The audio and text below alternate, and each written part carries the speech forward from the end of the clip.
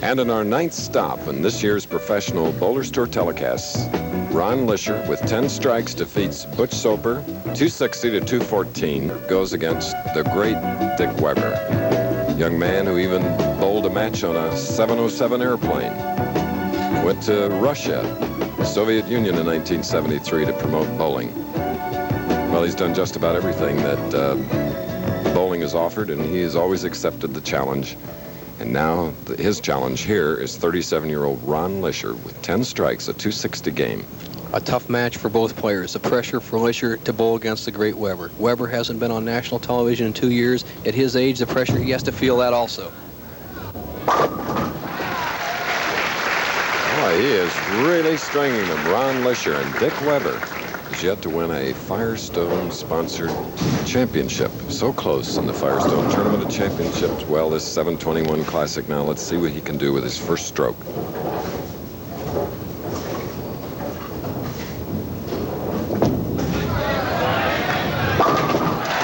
Ooh, a powerful strike, Bo. Chris, you can see a difference in Weber's style. He's 49 years old. He's felt his problem has been he used to be so charged up when he was 25, 26. Now watch how smooth and methodical he is. He doesn't jerk at the ball. He doesn't snap it. He's got the style of the young players. Smooth, relaxed. There is the classic profile you see everywhere. The silhouette of Dick Weber.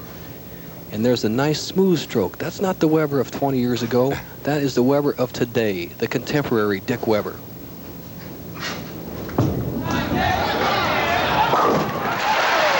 Opens with a double. Charter member of the Professional Bowlers Association, Dick Weber, is now Ron Lisher, who won the first game. If you just joined us, 260 to 214 over Butch Soper. Lisher has a strike up, shooting in the second. I've been in Lisher's position bowling against the great Dick Weber. There's something different about bowling him. It's harder to bowl. The pressure is there. The defense is in the name, the charisma of Weber. Let's see if Lisher can handle that pressure.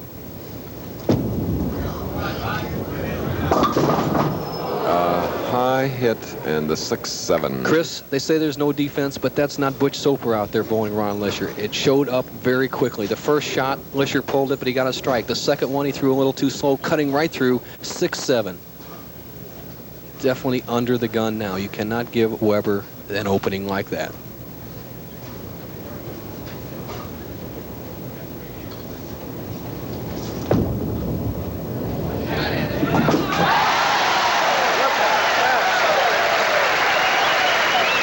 Converting the 6-7 Ron Lisher, and that will pump him up.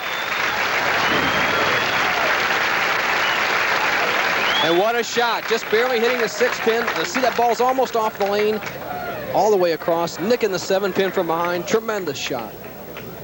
Last week we saw the 4-10 made. It's amazing how these pros can continually bail out of trouble. Lisher trailing by 10, third frame.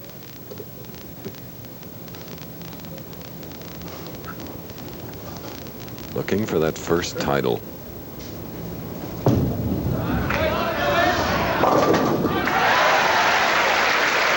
What a match. Now, Dick Weber, double up, shooting in the third frame. You notice how Dick Weber takes his time today. He's also shortened his approach. He doesn't slide as close to the foul line as he used to do. He's approximately 16 to 18 inches behind that line. He used to be right on top of it years ago. Great versatility.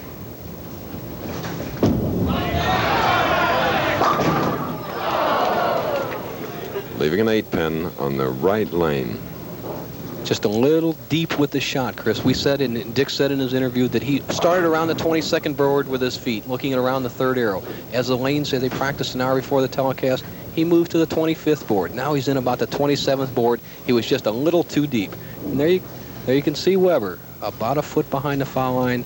That is the new Dick Weber.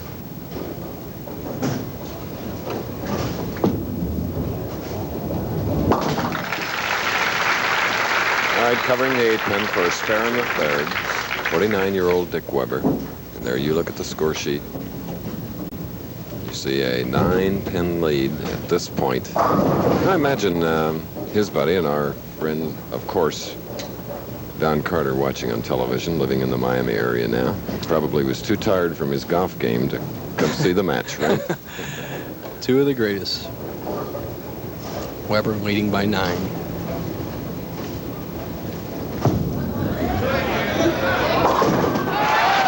Okay, on the left lane, different strike. That came in the 4th frame, and a big one for Dick as we take a break. In the 4th frame of the 2nd game, Ron Lisher has a strike up. He's bowling legendary Dick Weber, trailing by 9. That can change if he strikes here.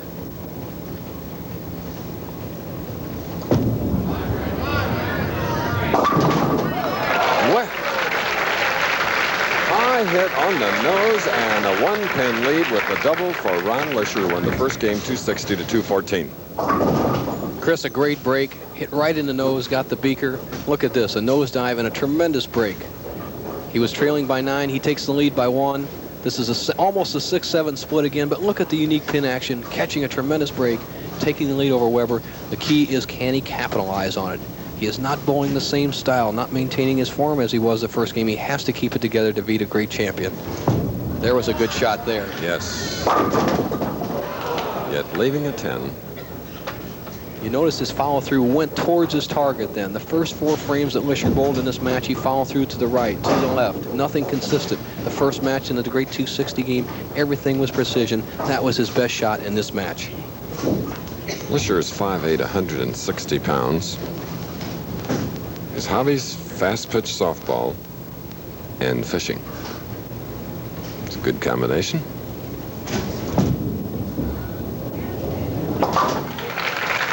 So that's a spare for Lisher in the 5th frame of the 2nd game. And behind the scenes, behind stage, look at the action. And the 10 pins. In every pin setter, Chris, there are 20 pins. Remember, Weber's bowling at 10 of them. That's the other 10 that Lisher just knocked down are being fed into the machine. 20 pins in every machine.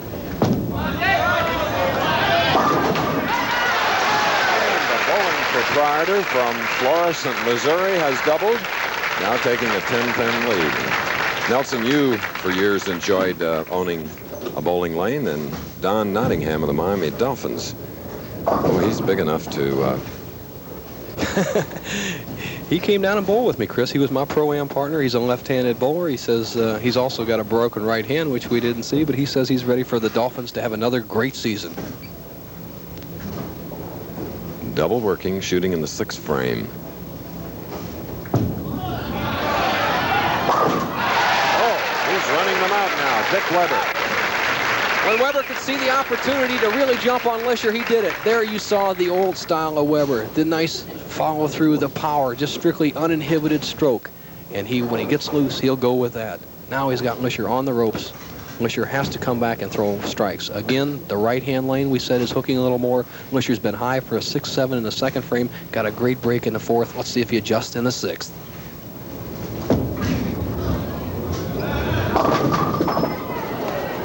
Leaving the 5 with that rubber ball.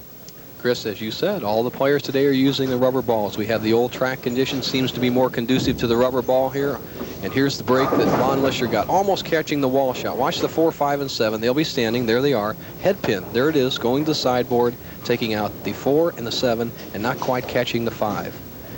Lisher did adjust for those high hits and went a little too far left, not getting enough angle. All right.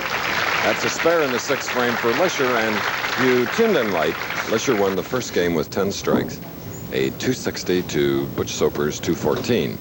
And now he's down to Dick Weber in our 2nd game, the winner to meet Craig Muller, and then the winner of that semifinal to go against Roy Buckley, the tournament leader.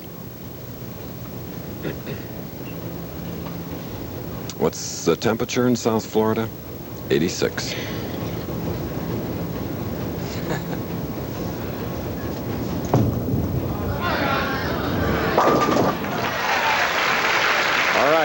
He started a string about the same point of the first game. Maybe he'll do it here in the 2nd. Weber, leading by 21, can extend to 31. So Dick Weber now is strung 4. Mr. and Mrs. Pierce have joined us here. They have a talented son with the American Broadcasting Company named Fred. Has had so much to do with making ABC at the spot that it is today. And a good panoramic view of the many, many spectators that the Pro Bowlers Tour turns out every week. Weber up on what I would say is his good lane, Chris. He's been just jammed solid in the pocket every time on the left-hand lane. It's the lane he likes, straight at the pocket. That's his style. Oh. And the man who completed a motion picture role as Johnny Watkin has just put 5 together. The versatile Dick Weber really has Lisher on the ropes. Weber going at a 240 pace. Lisher needs to strike in the 8th, 9th, 10th, and 11th to even pick up the ground. It's not over yet, but this is a must situation for Ron Lisher. 8th frame, right-hand lane.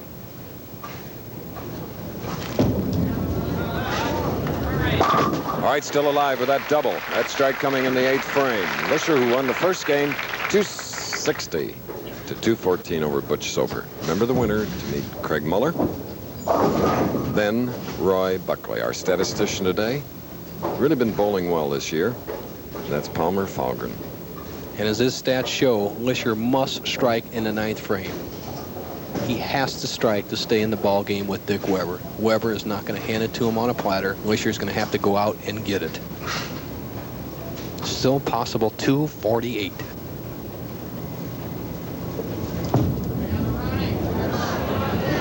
He didn't like it at the release. You saw him at the line just sort of raise up. He knew that he had lost it. Didn't like it. He converted a 6-7 in the 2nd frame of this 2nd game.